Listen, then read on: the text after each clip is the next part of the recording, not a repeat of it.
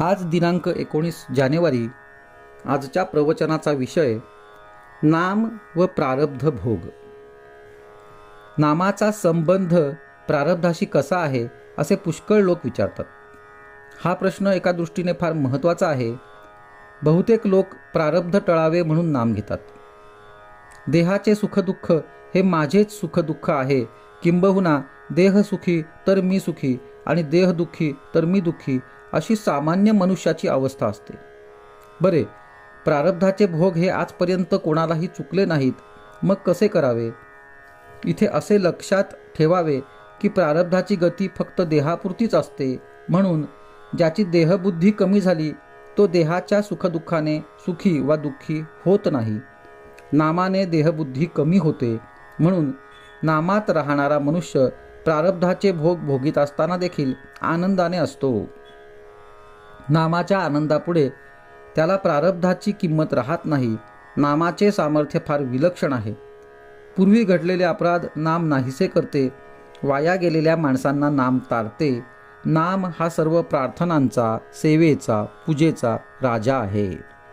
आनंदमय अशा भगवंताचे सान्निध्य नामाने लाभते आणि त्याची कृपा व्हायला वेळ लागत नाही. किंबहुना ज्याच्यावर भगवंताची कृपा होते त्याच्याच मुखात नाम येते. सर्व काळी, सर्व ठिकाणी, सर्व अवस्थांमध्ये कोणालाही करता येण्यासारखे नाम हेच एक साधन आहे. नामाला उपाधी अत्यंत कमी असल्याने निरुपाधिक भगवंताशी नाते जोडायला नामासारखे साधन नाही. खरोखर किती प्रकारांनी तुम्हाला मी सांगू.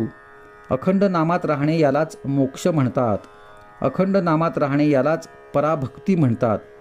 जो नामात अखंड गुंतला त्यालाच संत म्हणतात. नामात प्रेम येणे ही संतांची खरी खूणच आहे. तेव्हा माझे एवढे ऐका. नामाला कदापिही विसरू नका. प्रारब्धाच्या भोगांना न कंटाळता भगवंताने ज्या स्थितीत आपल्याला ठेवले असेल त्यामध्ये समाधान माना, पण केव्हाही त्याच्या नामाला विसरू नका. नामाने पापी माणसे पुण्यवान बनतात. देहबुद्धी कमी होणे हेच पुण्य होय आणि ते नामाने प्राप्त होते. नामाने कलीची सत्ता नाहीशी होते. वाईट किंवा विषयाच्या वासनेने बुद्धी भ्रष्ट करणे हेच कलीचे मुख्य लक्षण होय. त्याच्या मुळावर घाव घालण्याचे काम नाम घेतल्याने होते. म्हणून नामधारकाला कलीची बाधा नाही आणि प्रारब्धाची क्षिती नाही. नामाने पुण्य शरीर बनते. ज्याच्या अंतरात नाम असते तिथे भगवंताला यावे लागल्याने त्याच्या शरीरात सत्वगुणाची वाढ होते आणि तो पुण्यवान बनतो. देह प्रारब्धावर टाकून आणि आपण त्याहून निराळे राहून जे होईल त्यात आनंद मानावा. भोग प्रारब्धाने येतात असे म्हणण्यापेक्षा ते भगवंताच्या इच्छेने येतात असे म्हटले की समाधान मिळते. आजचा सुविचार.